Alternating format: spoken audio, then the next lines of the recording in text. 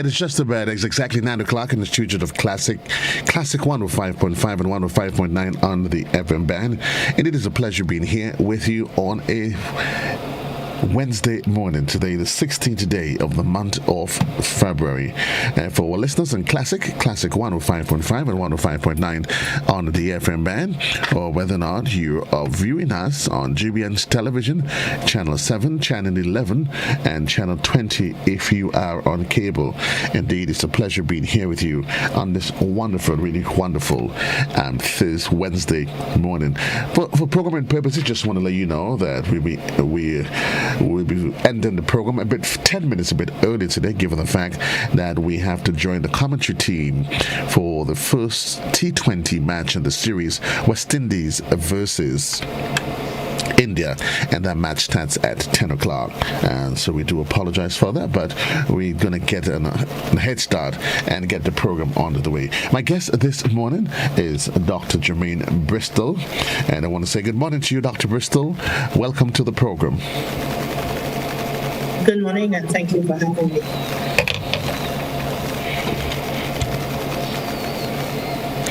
Doc, are you hearing me? Yes, I am. For some reason, I'm not seem to be hearing Doc at all. Well, we'll introduce Doc. I'll take a very quick commercial break, and then I'll be right back and to start the conversation we heard only yesterday. Well, we've conversation of a renal unit that the government, the Ministry of Health / the government of Grenada is commissioning, and so there's great news for a dialysis patient. And Dr. Germaine is going to Bristol, that is going to bring us up to speed on the role functions as to what's happening, what's the expected outcome as it relates to persons that suffers with chronic kidney diseases.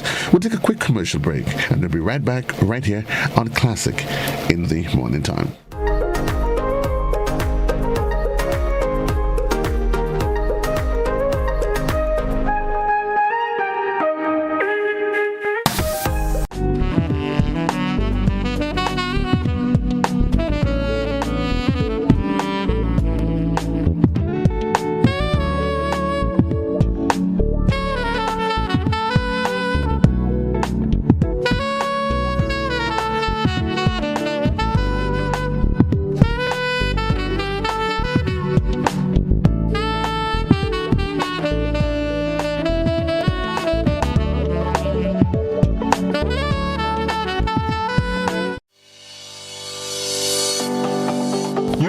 One day I woke up and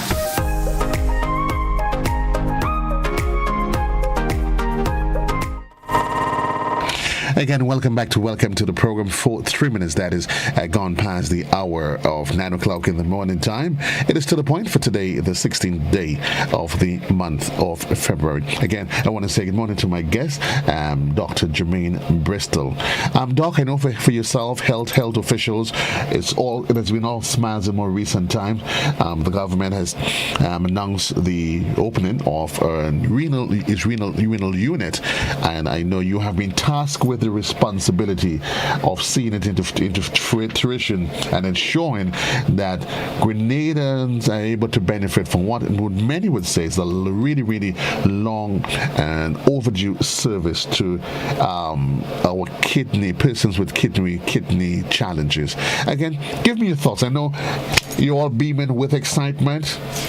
Bring us up to speed.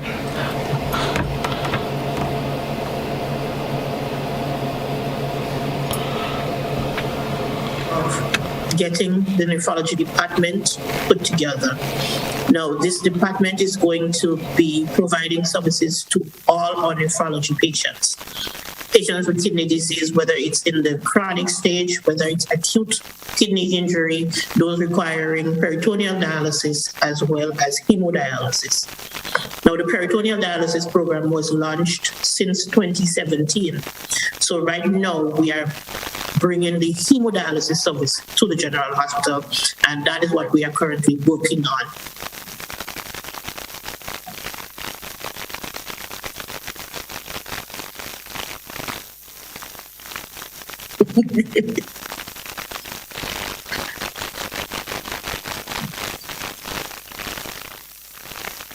Okay.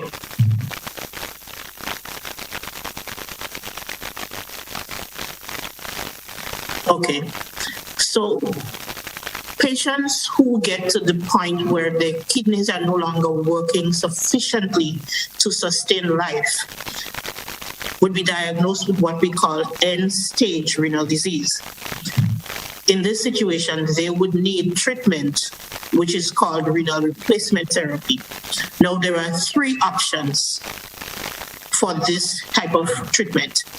The first one is peritoneal dialysis, where we have specially formulated fluid that is placed in the abdomen of the patients, and that sits there for a while and allows the toxins and excess fluid to come out.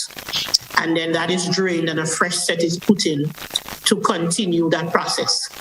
Now, this program we brought into General Hospital since 2017. The other option is hemodialysis, which is where the patients will have to get access to their bloodstream, and their blood is going to be pulled out of their body, traveling through tubes that is hooked up to a machine that is going to pump the blood out, pass it through a filter which works as an artificial kidney, and return the blood back to their body. That is the hemodialysis, hem meaning blood. And the third option of treatment would be to get a transplant. Currently, we don't have transplant services available in Grenada, but we do have a relationship with Guyana, who are offering to do some transplants for us. Let's have to take advantage of that.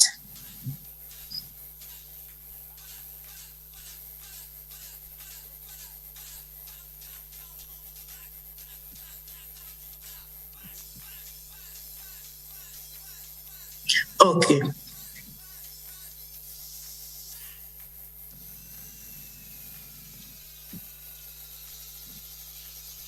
Okay, so the kidney is basically, outside of the brain and the heart, the next most important organ in the body.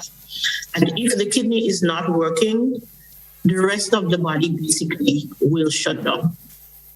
That is how important the kidneys are. Right?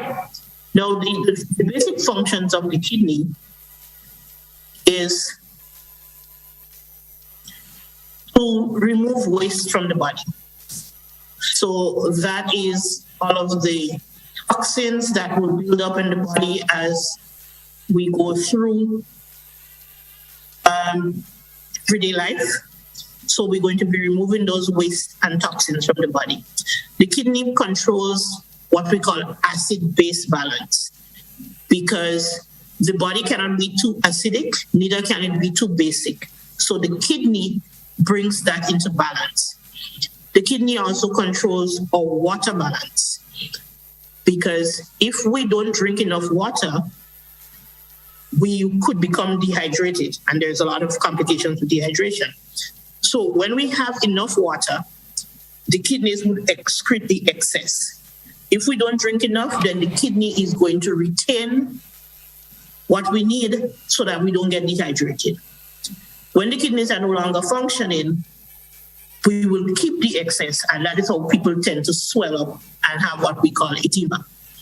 Now, the kidneys are important for electrolyte balance. So we have electrolytes in our body: sodium ions, potassium ions, chloride ions. Now, all of these little ions are important for all of the chemical reactions that occur in the body. But in excess, they become toxic. If we don't have enough of it, then the body cannot function properly. So the kidney basically gets rid of the excess or retains when we don't have enough. That is how the kidney provides that balance.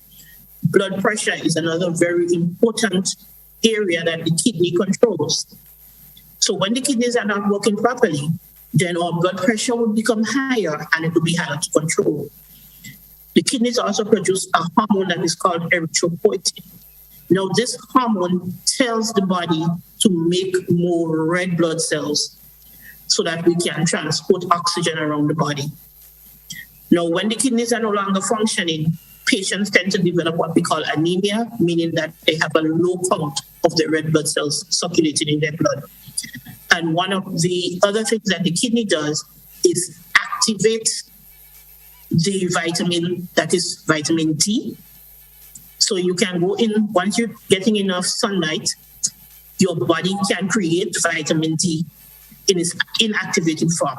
But you need a working kidney to activate it so that it can be used for maintaining strong bones and teeth. So that's basically the function of the kidney. So I think it is fair to say that.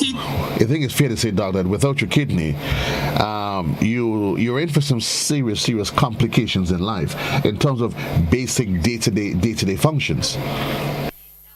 If the kidney is not working, every other organ system of the body is affected.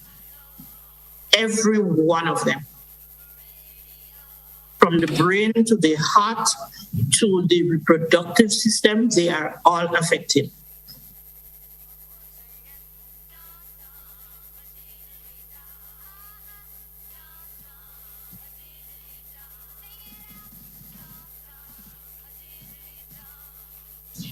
Well, one of the biggest risk factors, the two biggest risk factors for kidney disease are diabetes and high blood pressure. And we have a large proportion of our population suffering from these two non-communicable diseases. We also have hereditary diseases such as polycystic kidney disease, and we are now realizing that we do have quite a number of families who have this hereditary disease and are coming down with kidney disease at a later stage in life. So it is quite common.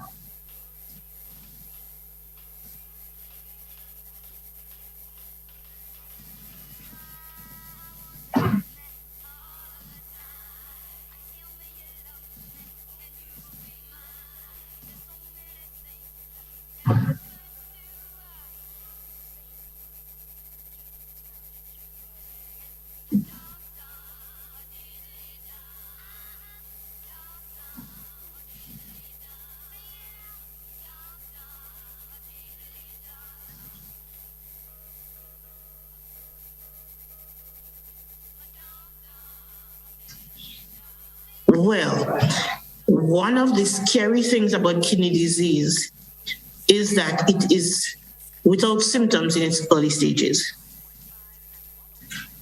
So usually by the time patients recognize symptoms, it is because the kidney disease is in a more advanced stage. So problems with controlling blood pressure, such as having elevated blood pressure that is not responding easily to medication. Sometimes we see swelling in the foot, in the face, in the arms. Some people have changes in their urine patterns or even the appearance of their urine.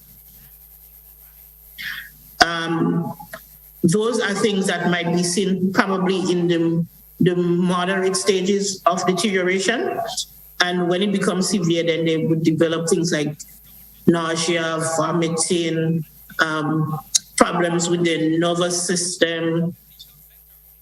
But in the very early stages, there's usually no symptom that could indicate that you have kidney disease. And that is why frequent checkups are important to identifying kidney issues early.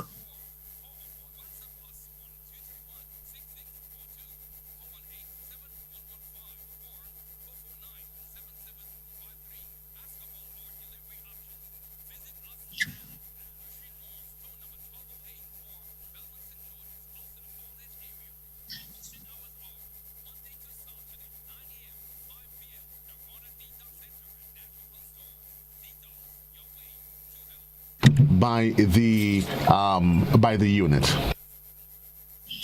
Well, a renal profile, basically, it is a test that assesses the renal function, it assesses how well your kidneys function. And this is a basic test. It's a test that should be done when you go to any doctor for a routine checkup. So this is not something that you have to wait to come to the nephrology department to do. Patients are referred to the nephrology specialized service when they show signs of kidney dysfunction. So in routine checkups, a renal function test should be included. And that would determine if your creatinine, which is one of the compounds that are excreted through the kidneys, if that is elevated in the blood, that says that the kidneys are not functioning at full capacity. The blood urea nitrogen, because urea is what is excreted to form urine.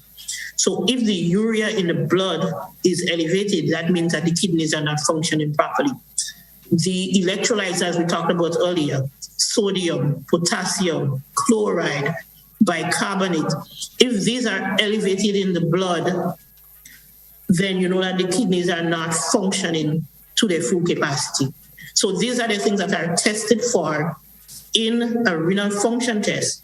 And these are the parameters that you would use to calculate the glomerular filtration rate that could stage what level of kidney disease you have, what stage of kidney disease you have.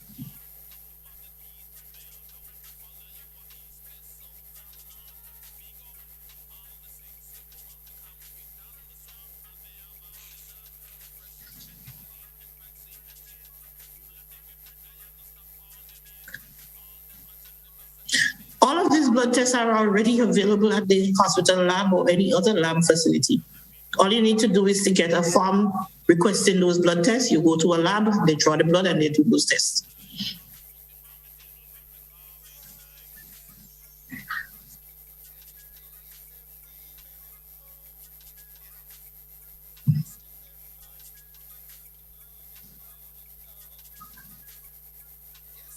Yes.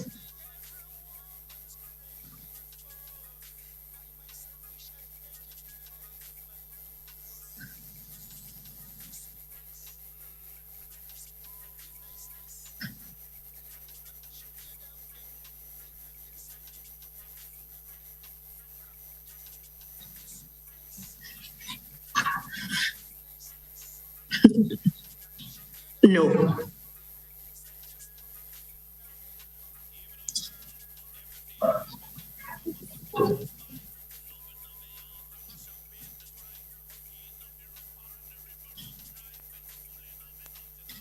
Okay.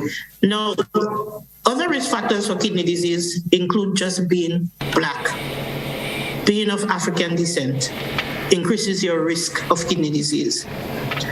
Some persons are born with abnormal kidneys, that increases their risk of developing kidney disease. The older you get, that increases your risk.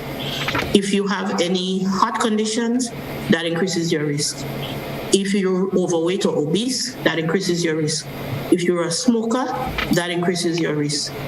If you use a lot of over-the-counter medications, especially those for pain and so, these medications can damage your kidneys in the long term. So that increases your risk of kidney disease.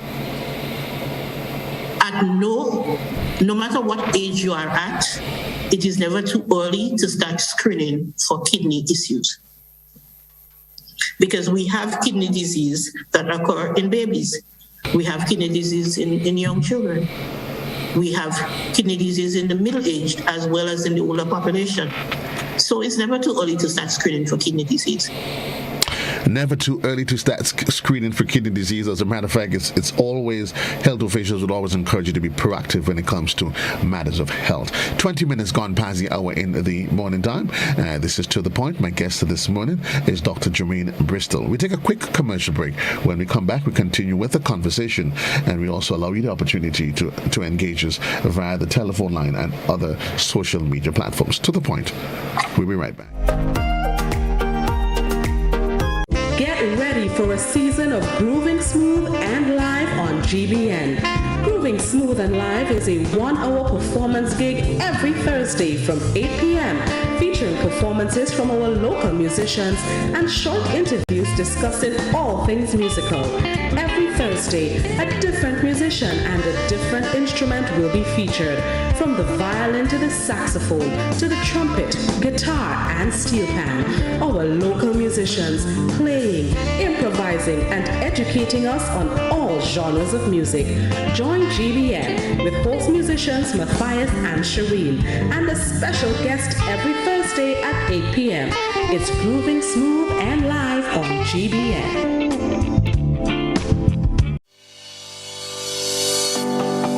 You know, one day I woke up and, you know, they painted a set of pedestrian crossing all along the streets. You know, nobody told us how to use that thing properly. I know how. You're serious? Every safe, good driver knows about these things. As a driver, you have to be very attentive. You know you're coming up close to a pedestrian cross, you start slowing down immediately, looking to see if there's any pedestrian on the side getting ready to cross. If there is, you stop on the line that is a certain distance before the crosswalk. Then you would see the pedestrian put their hands out, looking directly at you, indicating that they are going to cross.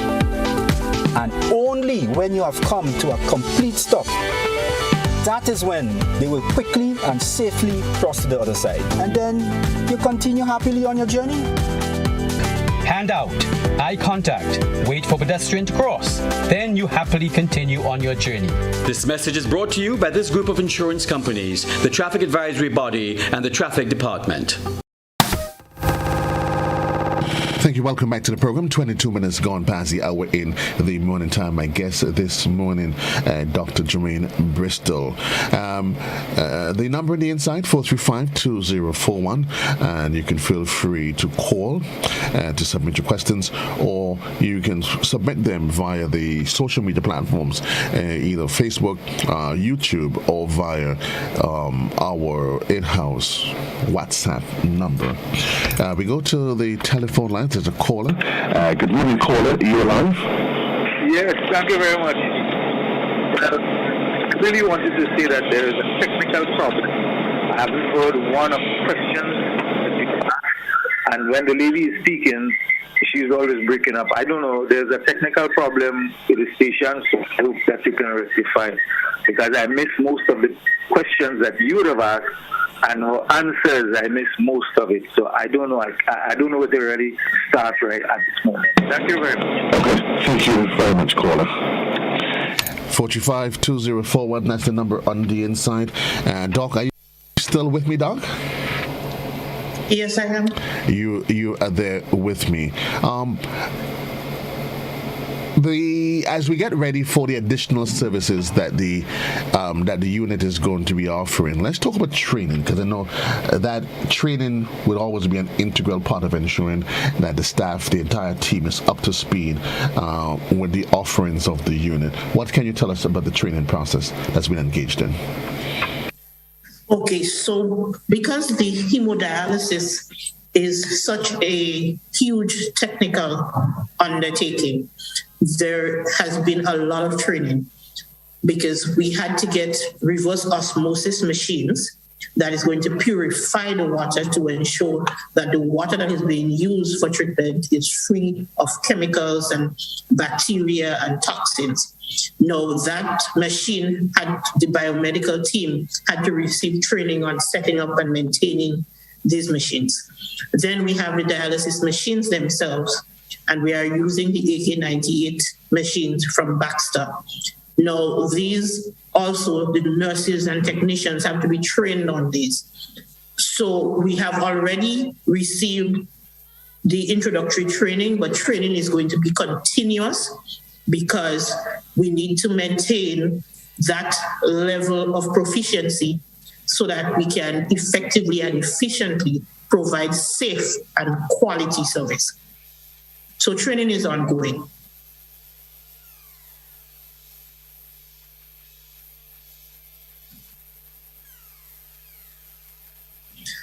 Well, right now we have 5 nurses, 1 nurse manager and 4 nurses that are assigned to the unit to provide the hemodialysis and the other services.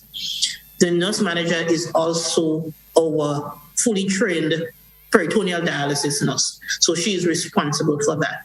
The other nurses are also trained in providing peritoneal dialysis and are being trained in providing the hemodialysis. We have one of our nurses who has been providing hemodialysis services for the last 18 or so years, And we have 2 nephrology nurses who would have come from Cuba, included in that 4 other nurses that are already experienced in providing hemodialysis. So now they just have to be trained on using our machine. And Dr. Bristol, very often for most of us, you hear you have an ailment, and it seems almost your kidney diseases, the cancers, they trigger off alarms in your head. But is it possible that you can live a normal life with whatever level of kidney challenges you have? How comfortable a life can one live? Very comfortable. I'm living proof. I was diagnosed with end-stage renal disease while I was still in medical school. I started dialysis while doing rotations in the UK. I returned to Grenada. I completed my internship. I worked as a house officer. I got my MBA in multi-sector health management. I'm still working. I received a transplant in Guyana last year. And I was diagnosed in 2012. And I have been living a normal life. Once you have access to proper treatment, to proper management, you can live a full and normal life. And would you say very often therein lies the challenge? Could you say access to it? And I'm assuming access very often doesn't just speak towards its availability, but I'm assuming access in terms of cost. I'm not saying necessarily cost to you, but in a person's financial and economic situation. Well, access has to do with not just being able to afford it, yes, but then also in continuity of service. So having access to the service today and not tomorrow is a problem, because once you start dialysis, you're supposed to maintain your schedule of treatment, because missing treatments would lead to buildup of toxins and other sickness and problems that would cause you to have to be hospitalized and so. So you mentioned dialysis, and I'm assuming some of the main treatments would start with, I'm assuming lifestyle changes would be the initial go-to option, and then you go down the line, medication, dialysis. Yes. Okay, when it comes to staging at the different levels and the different stages of kidney deterioration, then yes, in the early stages, lifestyle changes and so will work. Even before you get kidney disease, lifestyle changes could prevent you from developing kidney disease or halt the progression of your kidney disease. But once you get down the line, you're going to start to need medication for symptom control. And so when you get to that point where it's called end stage, which is stage 5 of that spectrum, then there is no other option but intervention through the renal replacement therapies of dialysis or transplant. Now, some patients might opt for conservative management, meaning no treatment, but that limits the lifespan that they would have. Let's talk about the because I know there are 5 stages of chronic kidney disease, right? And I'm hoping, because you did make reference to the fact that you're living testimony that it is possible, I guess, once identified early and treatment is offered, that you can live a relatively comfortable life. Let's go to the early stages of renal challenges, and you talk about lifestyle changes to help deliver stable. What exactly? Because lifestyle changes may sound pretty vast for some people. What can you offer us in terms of, from as a health practitioner and as somebody who literally who has lived and is still here with kidney problems? What are some of the basic things that one should start doing? Okay. Now, one of the first things that you would advise patients to do is, if they're smoking, to quit. If they consume a lot of alcohol, to decrease the amount of alcohol or quit consuming alcohol altogether. The next thing is diet and exercise. Now, diet and exercise, and we also going to include, when we talk about kidney and diet, we always include drinking adequate amount of water. Because remember, how your kidneys get rid of the toxins in your body is by producing urine. Urine needs water to be produced. So if you're not drinking enough water, then you wouldn't be able to produce adequate amounts of urine to get rid of those toxins. So we need to drink enough water. Now, Grenada is a very hot place. So people are going to be sweating. So therefore, we need to consume more water. The more you sweat is the more water you need to consume. Because then you're losing water through your sweat. That means you're decreasing the amount that is going to go to the kidneys. So then we need to drink more water, right? Exercise, being physically active, that helps in increasing the blood flow. And the better blood flow you have to the kidneys, then the better the kidneys can clean the blood. If you don't have enough blood going to the kidneys cannot clean the blood adequately, right? Then we have other things, enough sleep. Now, the kidney functions is also related to the sleep and wake cycle. So if you don't sleep enough, you don't give the kidneys the time to rest and to do what it needs to do when you're active. Stress. We all know that stress causes a whole barrage of ailments.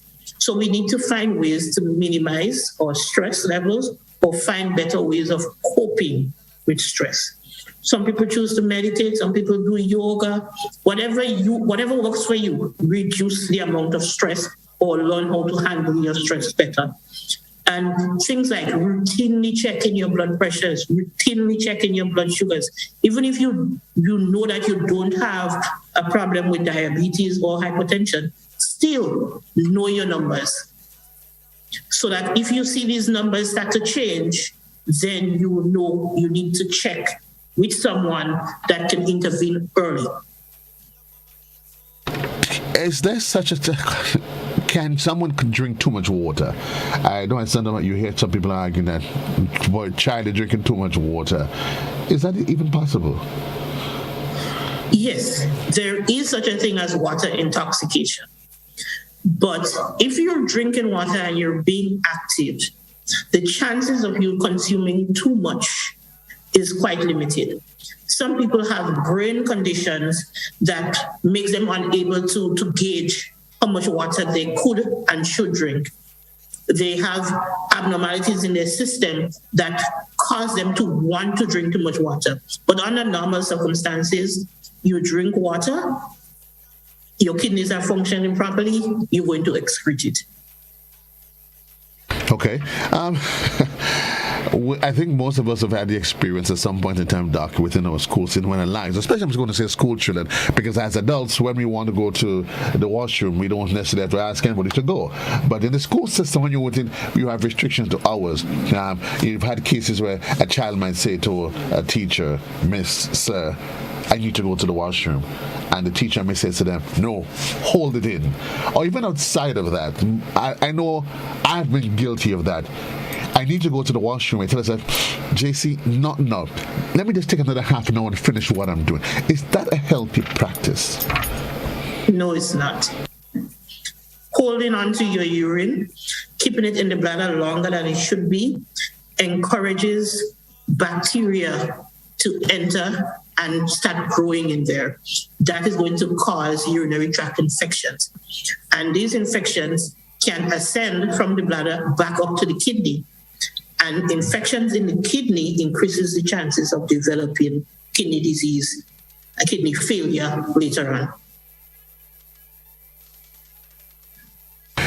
25 minutes on to the hour in the morning time. It is to the point. My guest this morning, Dr. Germaine Bristol, and certainly it's all good news. Certainly government and health officials continue to expand the services that is available for persons with kidney challenges. Dr. Bristol certainly has been tasked with the responsibility of ensuring that the new units that the government is engaging, that the staff is fully trained, up to speed, and that persons should take advantage, you're saying, of the services that is available. If you determine that you have a kidney problem, What is the process in terms of getting to the clinic that service can be rendered? Can I just walk in, or is it the case that there has to be a referral from an MD? Yes. Once you have been seen by a district medical officer or a private practitioner and you're deemed to have kidney issues that requires intervention by a specialist, then you will be given a referral and an appointment will have to be made through our medical records department to be seen in the clinic by the nephrology team. Now, once that happens, then you will be seen. In another situation, if for some reason you are hospitalized and in routine checks you are seen to have kidney disease, then whoever is the team that is seeing you on the ward would call the nephrology team to come and evaluate you and to help in managing the kidney aspect of your problem. Is there any situation of backlogs here on the island? Because there's often challenges. Yes, so the healthcare system has its own challenges, but in terms of availability of service, do we have such a challenge in terms of backlog, patients that's being waitlisted, and if so, how long is it? Well, the only reason we have had backlogs is because of COVID for the last 2 years or so, when clinics had to be shut down for safety reasons and all of that. But once everything is in working without any changes or stoppage, then patients will get seen as regular as needed. If you're just joining us, welcome to the program. We started the conversation about lifestyle changes, and I'm hoping we talked about exercise, and we also, and I know that you're not necessarily a dietitian, but I'm assuming as part of that process, if it is determined, I'm assuming there are the renal dietitians that can be referred to. They available on island. Is that something that's part of the regimen that's fully available for all patients? Yes. Once you're seen in a nephrology clinic, once the nephrology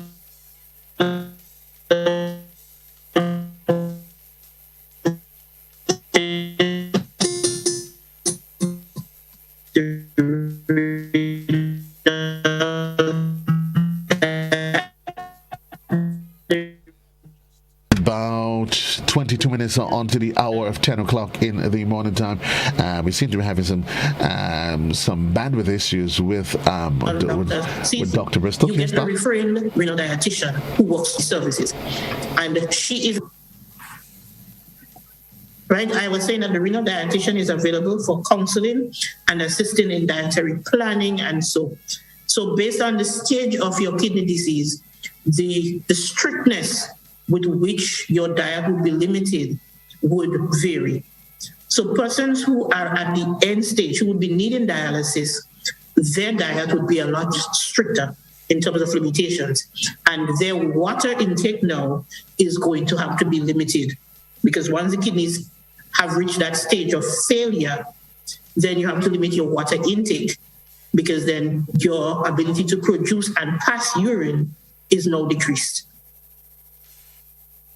There's been a craze now, Doc, about alkaline water, and I know we hinted earlier about the body, and we've always been taught that the body operates at an optimum level, but now there's this craze about alkaline water. What can you tell me? What can you share about alkaline water and its potential impact on the body? Good, bad, indifferent, or it doesn't make much of a difference? Well, for persons with normal functioning kidneys, when they drink alkaline water, the kidneys would regulate as needed. So if the alkaline water is not assisting in balancing, then the kidney would get rid of it so that we remain in balance. Now, when you do have kidney disease, it depends on the cause of your kidney disease that would determine whether the alkaline water is safe or not for usage. That's quite interesting. 20 minutes on to the hour. Again, for the purpose of our listeners and viewers, we will be, because of we needing to join the commentary team in the first T20 match, West Indies versus India. That match is at 10. We will be wrapping up our To The Point program at 10 minutes earlier. So, indeed, we want you to be aware of that. It's the first in the 3-match series, West Indies versus India. Yes, that game comes up at the top of the hour. Here with my guest, Dr. Germaine Bristol. And Dr. Bristol, we were saying for the probably persons just joining us as we get ready to wrap. Good news for kidney patients. You're adding now. You're now complementing the number of services that is being offered by your clinic. Training is ongoing, and you're saying, listen, it's great news for kidney patients. Yes, it is. Great news.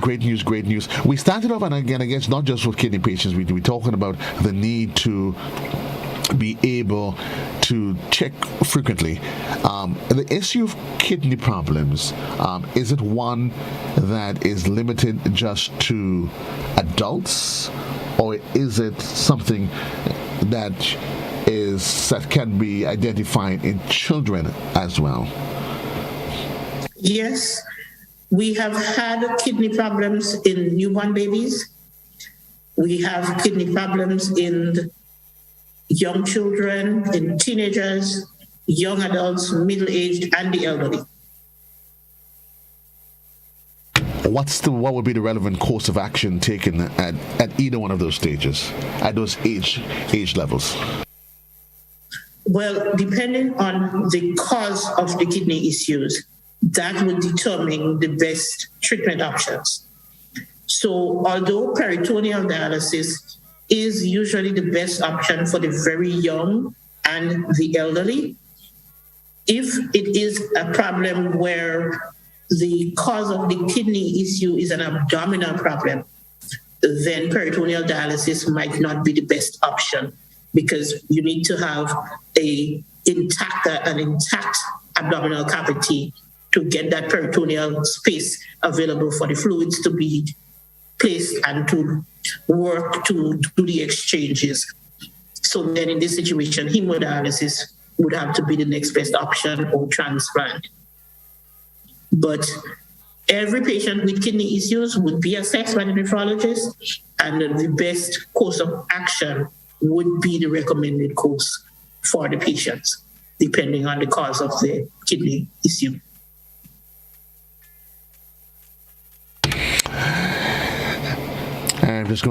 We have a caller that is on the line, though we do need to apologize. There are some, I'm getting feedback via social media that persons are having challenges with the audios. Now, a question coming via social media. How many patients can be accommodated per session, doctor? In the hospital unit for hemodialysis, we have 5 machines. So in any shift, we'll be able to accommodate a maximum of 5 patients at a time.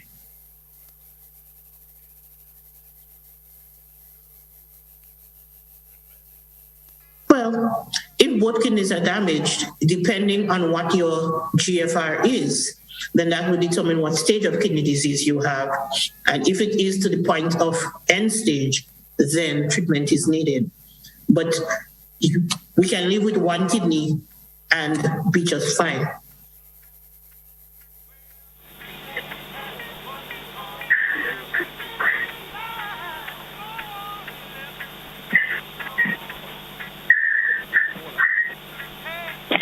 Good morning, caller. Hello? Yes, caller, please, you're live. Yes, good morning. Sorry, wasn't hearing you. I don't know if that was dealt with earlier on. My apologies if it was. I'm wondering about people on medications for other chronic conditions. So that would, of course, maybe entail daily medication, and with something like dialysis. what they would have to be prepared for, if and especially how dependent they are. Well, I'm specifically talking about something like a seizure condition, but there are other conditions as well. And a couple of the things that they may have to gear themselves up for, or if a doctor, their personal doctor alone, would have to guide them as to what to be prepared for in the event that they develop kidney disease later on. Thank you very much, caller. Doc? Okay. So we have had patients who have had like seizure disorders, for example, and are on medication. Now, based on the medication, hemodialysis can remove the medication from the bloodstream. So if the medication is one of those that can be removed, then the advice for the patient would be to change their dosing schedule so that they take the medication after they have completed the hemodialysis session. But we're not telling them to stop taking the medication. So it's just that the medication will have to be taken after they have completed the hemodialysis session. So that relates to any other medication that patients might be on. Now, there are other medication that patients might be on that if they develop kidney disease, the dosage might have to change, because some medication that are excreted by the kidneys, when the kidneys are no longer working properly, then the dosage of medication that would be in the bloodstream would remain higher for longer. So then in situations like that, then they might need to start taking lower doses because they would have the medication available in the bloodstream for longer periods. It's just about 12 minutes on to the hour, just about the time we need to wrap. And I bet you just joining us. Doc, if you can take the next minute and a half, just to, again, share the great news with the Grenadian public, and specifically those with renal challenges that listen. Things are on the up and up. Definitely. I am very happy to say that we are now in the process of getting ready to launch the provision of the hemodialysis services at the General Hospital. With 5 machines available, then we can provide services to a Grenadian public who have gotten to the point of end-stage renal disease or even acute kidney failure that would need dialysis treatment, hemodialysis treatment, to ensure that they can live a long and fulfilling life. Very soon, we would be able to provide that service to you. We are in the process of training and getting everything organized within the unit to be ready to provide quality, effective, efficient, and continuous service so that our Grenadian people with renal failure can be served. Currently, though, Doc, as you mentioned that, what would be the course of action for persons needing that service right now? Right now, there is a private unit that is operating in St. George's. So if patients need hemodialysis, then that unit would have to be contacted and arrangements would have to be made at the unit to get the treatment. And you would agree that this hemodialysis unit is really long overdue? Yes, having a government-provided service is something that has been needed for a long time, because even when we have acute patients on the ward, when hemodialysis services is needed, these patients have to be loaded into an ambulance to be brought to the private unit, and that is not the optimal course of action. So having a unit within the hospital system to serve our public patients is the best option for our Grenadians.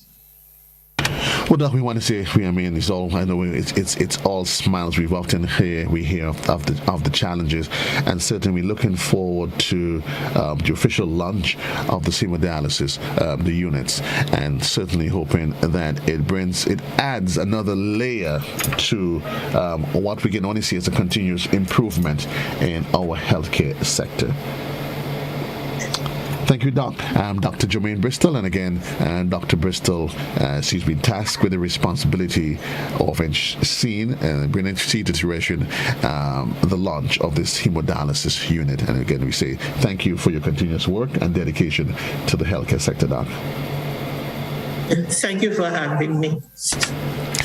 Well, good edition as far as I can take you is 10 minutes onto the hour. Reminding you that at the top of the hour, for the purpose of programming purposes, there is live cricket today. West Indies versus India. It's the first of the three match T20 series, and that commentary joined the commentary team at the top of the hour. Cricket, lovely cricket. You want to make sure you be part. Don't miss any of the action. It's going to be live on Classic 105.5 and 105.9.